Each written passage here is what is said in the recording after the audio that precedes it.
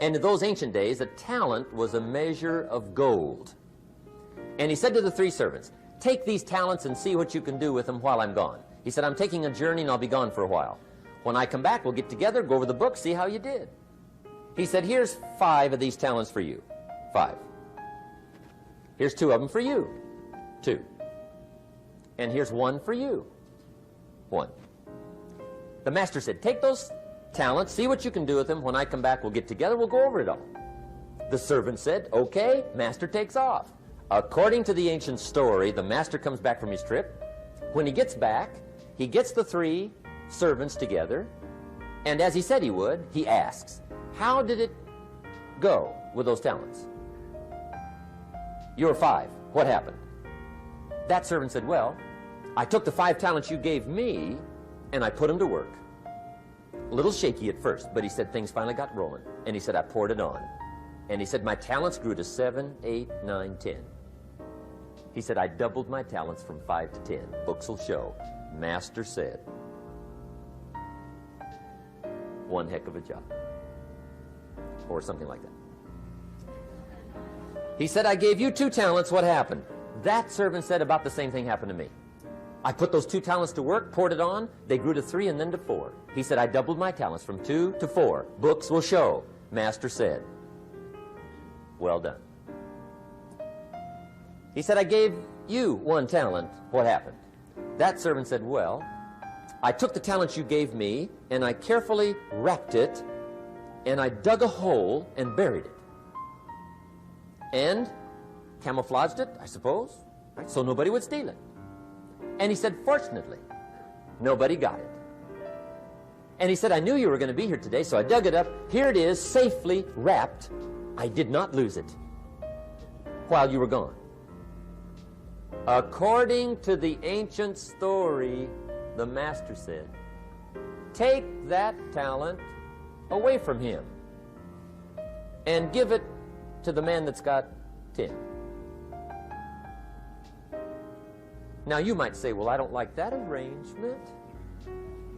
The poor guy's only got 1 talent. He's already got 10. It ought to be more even.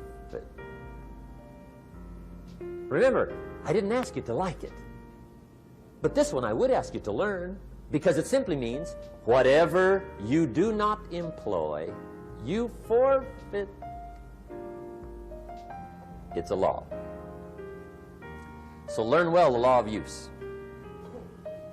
Now here's the second one, and we're going to take our break. Second law from the Bible. This one we've heard since we were small, I'm sure. It's called the law of sowing and reaping. In fact, we've probably heard it so often we could quote it. It says, whatever you sow, what? You shall reap. Fairly blunt, hopefully clear. Here's my first suggestion on the law of sowing and reaping. Don't try to beat it. You might as well try sitting on the sun in the morning. Keep it from coming up. You'll have better luck. Whatever you sow, you reap. Now, for a fair share of my life, I'm a bit mixed up on how all this applies. Among a lot of things I was mixed up on. I knew I wasn't reaping too good. That I understood. My problem was I was confused about what was causing it. Remember me with the funny list? I thought those are the reasons why it isn't working out well.